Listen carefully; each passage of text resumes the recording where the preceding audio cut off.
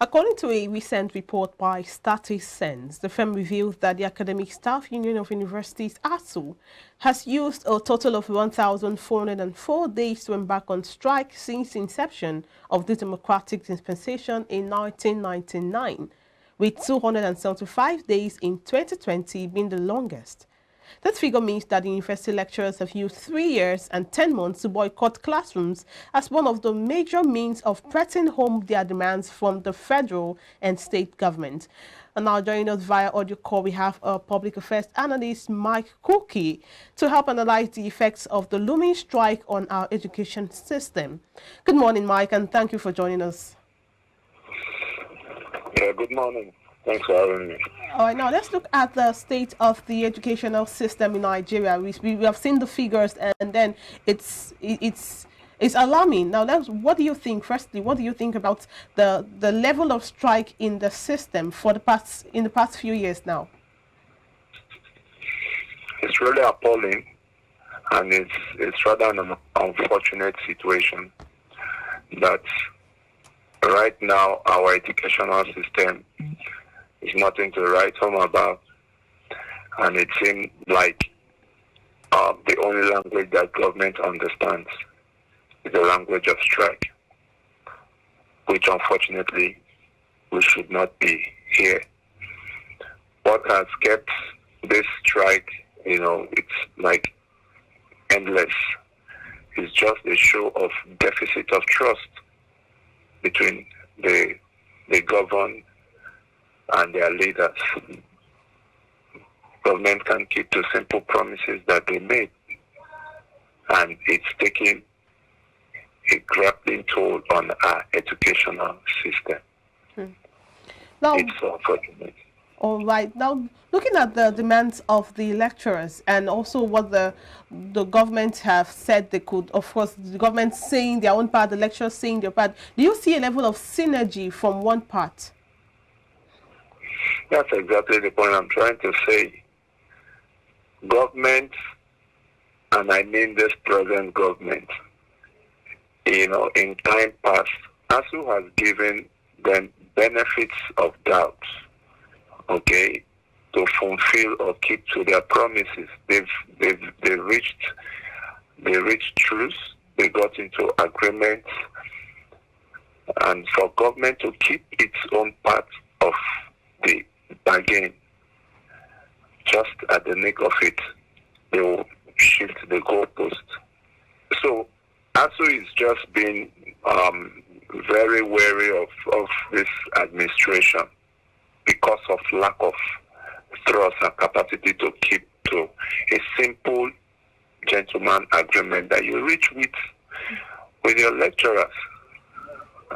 And so the lecturers can't trust this government enough until they meet up their demands, which unfortunately is not supposed to be so.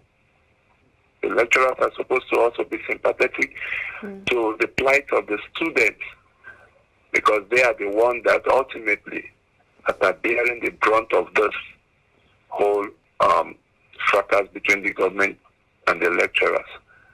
But that's because of a deficit of trust on the part of the government. Looking at the impasse now that we have between the federal government and Asuu, let's even start with the issue of negotiating, coming to an agreement, and failing to fulfill the side of the bargain, especially from the place of the federal government. What other ways will you suggest Asuu should employ in terms of making their grievances known? Because it seems the incessant industrial action by Asuu is yielding virtually no result. Yeah, it's yielding results, but in a very, very minimal way. And because the lecturers have said that to them, government is using a hand-tight tactics, wanting to withhold their salaries and all of that. I think presently they've taken the federal government even to the industrial court or so. Okay, but people we are also appealing to Asuu, let them let them have an independent intermediary into this issue. Because federal government now is saying the UTAS, which is the demand of the payment gateway that Asuu is holding onto. Now the federal government is to review it again. Truthfully, yes, government will want to claim that the nation is broke or there is no money. But with the show of what the political parties did, the recent convention of this present government in Abuja, it just makes a whole nonsense of the claim that they are making that there is no money, because the humongous cash that was thrown around there, it is enough to sort out Asu's issue once and for all. So Asuu have explored all other. I think they are not closing the windows, but in our thinking, they have explored other options and other measures. The last was the intervention from the National Assembly leadership. I think the speaker that intervened, when it was. Okay, a bit of technical issues there. We'll try to reconnect with my cookie as soon as we can and continue the conversation. But he was talking about, the issue of Asuu and trying to have, an independent intermediary. Yeah. I know quite well that the Interreligious Council, that's the CAN president as well as, the Sultan of Sokoto, where the intermediaries in that negotiation, but just, didn't pan out well. Anyways, let's go on a short break now. When we return, the conversation definitely continues.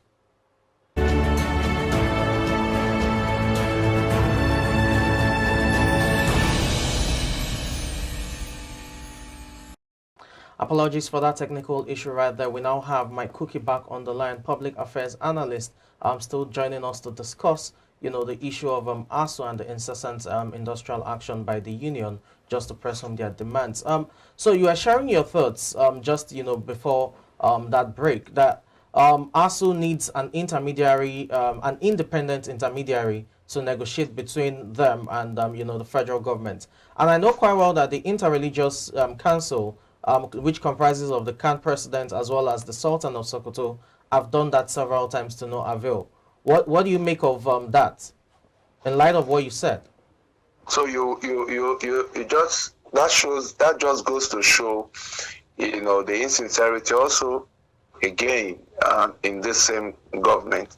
Okay. If at that level where even the Interreligious Council, will be speaking to this government, and they seem not to want to budge, to give in to the terms, and it just tells you where this government places its priority as far as education is concerned.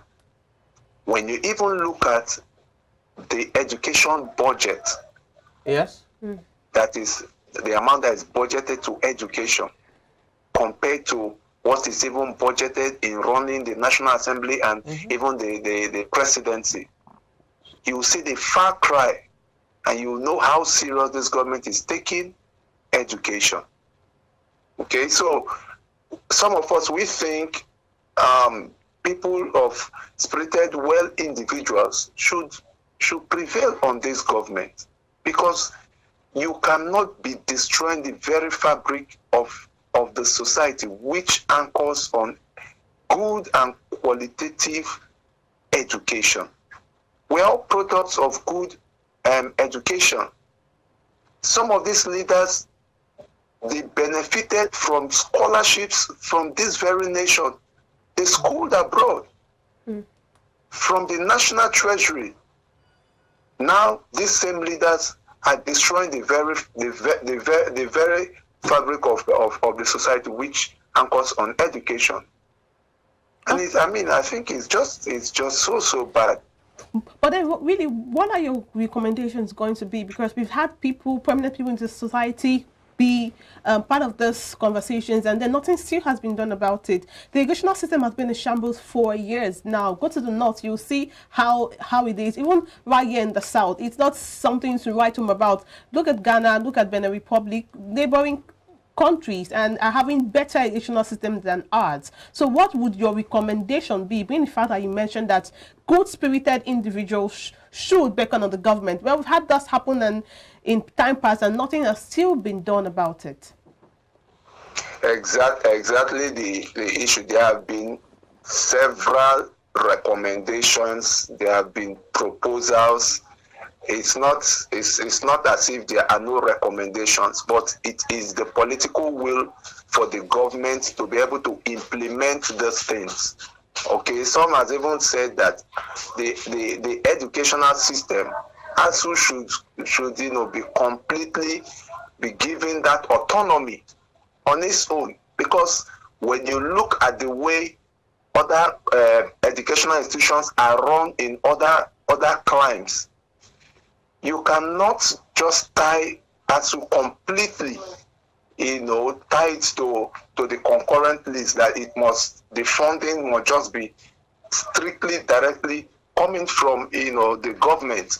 No, there must be avenues. You must give them those latitudes where they can be also they can run their own system and be able to generate funds and revenues to be able to take care of their needs.